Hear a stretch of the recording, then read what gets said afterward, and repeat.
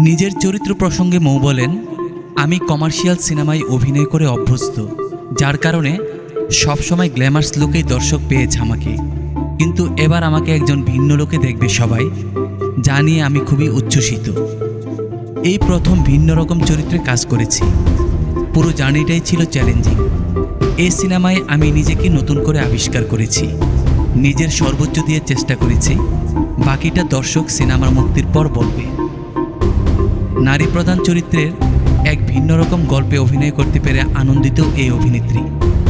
2019 সালে প্রতিশোধের আগুন চলচ্চিত্রে অভিনয়ের মাধ্যমে বড় পর্দায় আত্মপ্রকাশ করেন তিনি। এরপর বেশ কিছু সিনেমাতে অভিনয় করে দর্শকপ্রিয়তা পান। প্রতিনিয়ত ভালো গল্পে প্রধান চরিত্রে অভিনয় করা একজন জনপ্রিয় অভিনেত্রী হতে চান চিত্রনায়িকা মৌ খান। এই সিনেমায় আরও অভিনয় করেছেন গাজী রাকায়েত, জয়রাজ, সুমিন সেনগুপ্ত, হাবিব খান সহ আরও অনেকে। সিনেমাটিতে 5টি গান রয়েছে, যার মধ্যে 4টি লিখেছেন সুদীপ কুমার দীপ, অন্যটি লিখেছেন মুন্সি ওয়াদুদ। সঙ্গীত পরিচালনা করেছেন শেখ সাদি খান ও এম এ রহমান।